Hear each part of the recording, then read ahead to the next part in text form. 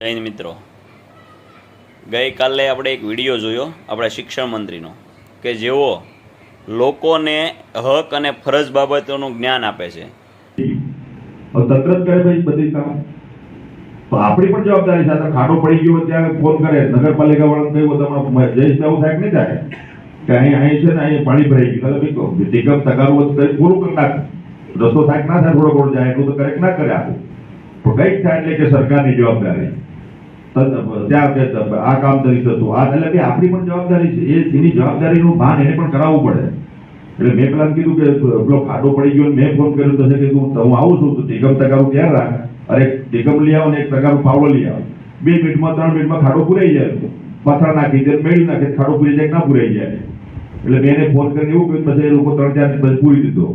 હવે એના માટે પાછું આરએમબી કહું, પેલો આરએમબી વાળો કે સાહેબ પેલા મોકલું, પેલો પછી બીજે ફરતો 2 દાડા એટલા 2 બાઈક વાળા અંદર પડે, નુકસાન થાય ના થાય. એટલે આપણી પોતાની પણ જવાબદારી છે. આપણો નાગરિક ધર્મ જે છે, આપણો મૂળભૂત ફરજો જે હકો છે, આ સંવિધાનમાં જે હકને અધિકાર આપ્યા છે, આ તો પેલો હકને અધિકાર આપ્યા છે એની વાત કરે છે, હકની વાત કરે છે, પણ આપણી ફરજો છે એને કોઈ વાંચતા નથી. આપણી નાગરિકની મૂળભૂત ફરજો હકો આ પણ છે. કેવું ભાષણ ઠોકે છે. સ્ટેજ મળે ને એટલે આપણા નેતાઓને હું બોલું એનું ભાન રહેતું નથી પહેલાં તો, કારણ કે એ એવા ભાષણ ઠોકે છે કે બધી જવાબદારી સરકારની હોતી નથી. ક્યાંક ખાડા પડે તો એ કે તમારે પણ તિક્કમ પાવડો ને તગારું લઈ અને એને પૂરી દેવા જોઈએ. તો ભાઈ હક અને ફરજ એટલે હું એ તને તારું ભાન છે?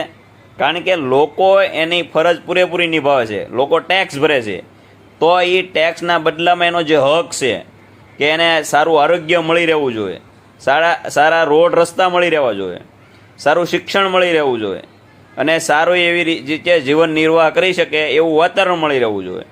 તો આ બધે એના હક છે એ માગે છે. તમારી પાસે કોઈ ભીખ નથી માગતા, એના હક માગે છે. એટલે તમે આ સ્ટેજ ઉપરથી આવા ભાષણ કરવાના છે ને બંધ કરી દેજો. નકર હવે એટલી વાર નથી કે તમને ભાષણ કરતી વખતે સ્ટેજ ઉપર જ્યારે ચડો ને ત્યારે લોકો ન્યાને ત્યાં તમને મેથી પાક આપશે.